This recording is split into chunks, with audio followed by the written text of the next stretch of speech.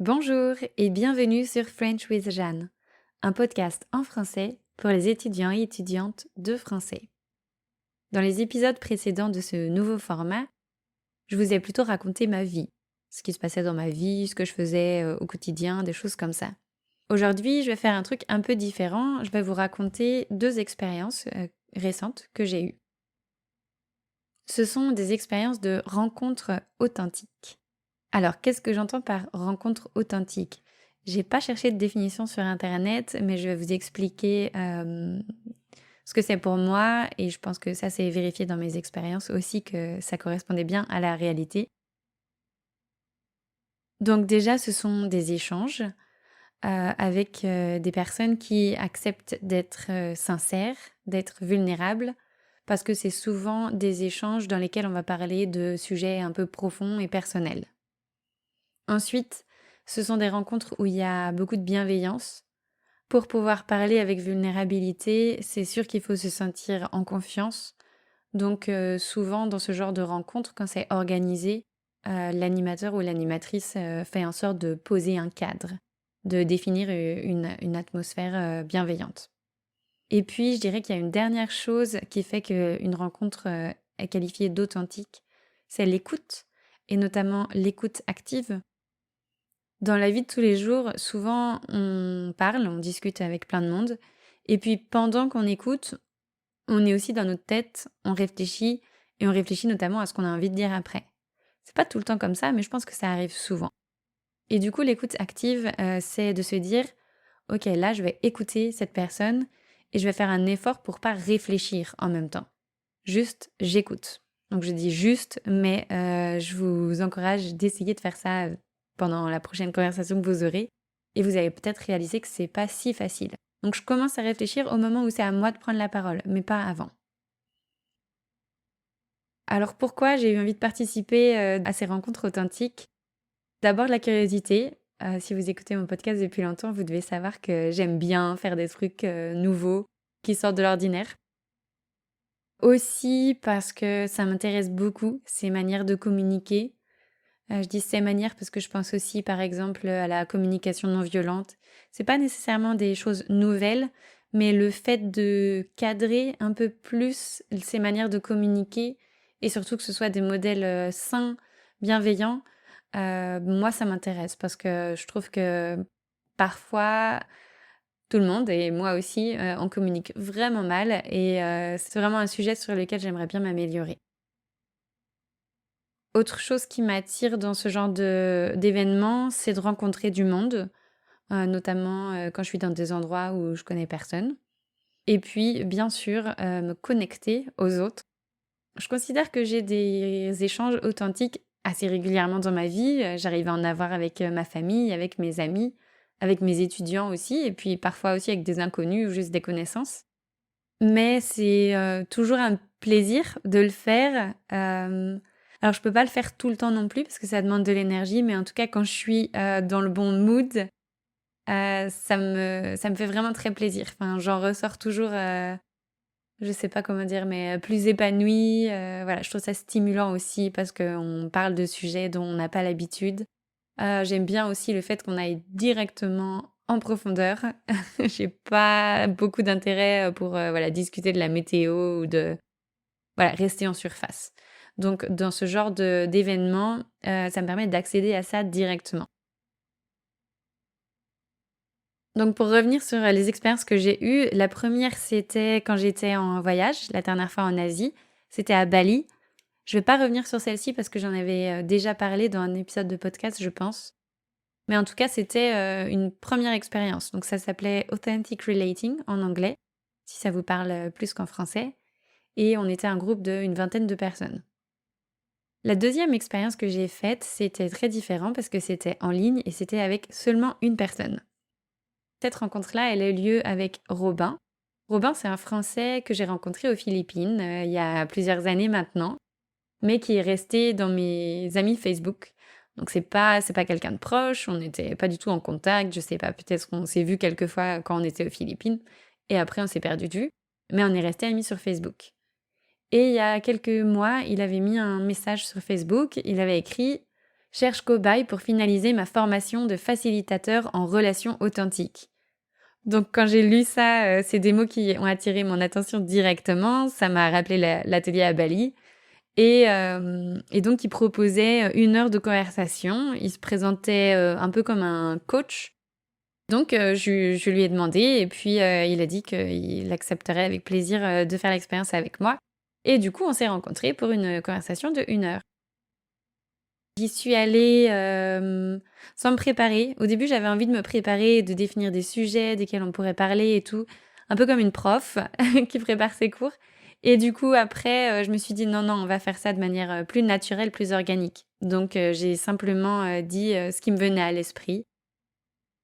Si je devais retenir une chose de nos échanges, c'est que, Robin avait cette, tendance à reformuler ce que j'avais dit, donc pour être sûr d'avoir bien compris, je pense, et aussi à exprimer ce qu'il voyait. Donc quand il me regardait m'exprimer, après il pouvait dire des choses comme, «Ah je vois que quand tu parles de ça, ton visage s'illumine», ou bien, «Ah je vois que tu as hésité avant de me parler de ça», et il exprimait aussi beaucoup ce qu'il ressentait. «Ah oui, quand tu as dit ça, moi-même, j'ai senti que ça résonnait en moi», ou bien, «Ah c'est marrant, j'ai une question que j'aimerais bien te poser, mais je sens un peu, de la timidité». Ou bien encore, «Ah quand tu as dit ça, bah, je me suis sentie, curieux et du coup j'aimerais bien en savoir plus sur, ce sujet, blablabla». Du coup, c'était un peu déstabilisant au début, mais, je m'y suis assez vite habituée et en fait j'ai trouvé ça vraiment super parce que c'était d'une clarté incroyable. Ça fait que pendant toute, notre conversation, j'avais l'impression d'être, en lien avec Robin et de savoir, ce qu'il ressentait et comment il se sentait, et c'était très sécurisant d'une certaine manière. Donc je me suis dit qu'il fallait que j'essaye de faire un peu plus ça, dans ma vie quotidienne. La deuxième expérience récente que j'ai faite autour des relations authentiques, c'était un cercle de rencontres. Ça a eu lieu à Rennes. C'est une copine qui m'a envoyé le lien de l'événement en me disant: «Tiens, il y a ce gars, c'est un influenceur sur Instagram». Elle a noté: «C'est un mec un peu spirituel. Il organise une rencontre, peut-être que ça t'intéresse parce que je sais que tu connais personne à Rennes». Donc je suis très contente qu'elle m'ait envoyé ça parce que non seulement ça pouvait être l'occasion de rencontrer des gens, mais en plus, ce qu'il proposait, c'était donc un cercle de rencontres où on allait, parler de sujets en profondeur en petits groupes. Donc moi, j'ai adoré le principe. À cet événement, on était une quarantaine de personnes. Donc on s'est mis en petits groupes de 4 ou 5 par hasard, voilà, avec les gens qui étaient, à côté de nous. Et puis ensuite, Johan, l'organisateur, a donné une question à laquelle, tout le monde devait répondre, chacun son tour, et puis voilà, ça a donné lieu à des conversations. Donc on a eu le temps de répondre à 3 questions. La première de mémoire, c'était: «Quel est votre plus grand rêve?» La deuxième, c'était: «Quelle décision avez-vous du mal à prendre en ce moment?» Et la troisième, c'était: «Qu'est-ce que la liberté pour vous? Comment pourriez-vous vous sentir plus libre?» Donc c'est vraiment pas forcément des questions faciles. Ça dépend, on va dire. Il y a certaines questions qui m'ont inspirée, d'autres pas du tout. Pareil pour les gens autour de moi. Mais en tout cas, j'ai beaucoup aimé l'expérience. Ça a duré au moins 3 heures et j'ai pu discuter avec, du coup une dizaine ou une quinzaine de personnes en tout, sur plein de sujets différents. C'était hyper varié parce que chacun arrive avec, ses expériences, son mode de vie. Mais, ce que j'ai trouvé vraiment génial, c'est que c'était très simple. Les échanges étaient très simples, qu'il y avait vraiment de la bienveillance venant de tout le monde.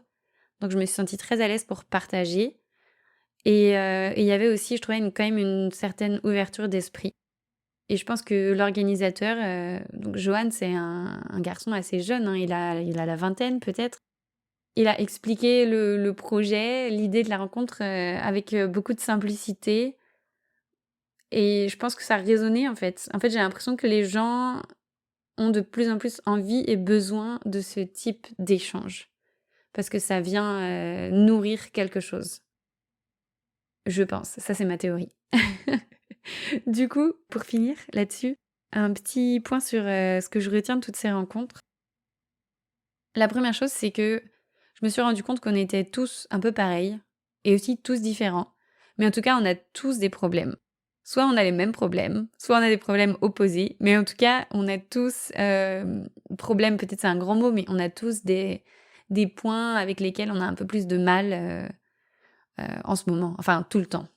Du coup, il y avait quelque chose de rassurant, et c'était drôle pour moi de rencontrer des personnes qui avaient, par exemple, aussi du mal à s'ancrer, à s'installer quelque part et en même temps de discuter avec d'autres personnes qui disaient: «Bah, moi, j'ai du mal à partir en vacances» ou «J'aimerais bien voyager, mais j'ai super peur». Donc il y avait vraiment le problème inverse. Donc ça, c'était fun.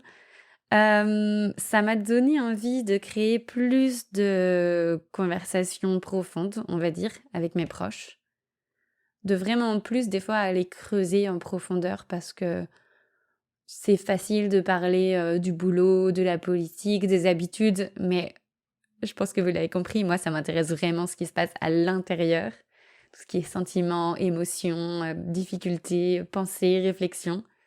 Donc, j'ai envie de faire un effort pour déclencher ce genre de relation, ce genre de conversation. Et finalement, je dois avouer que ça m'a donné envie d'organiser ce genre d'événement. Donc ce sera sans doute possible de le faire, dans le cadre de mon travail. Ça m'a aussi donné envie de le faire en dehors du travail.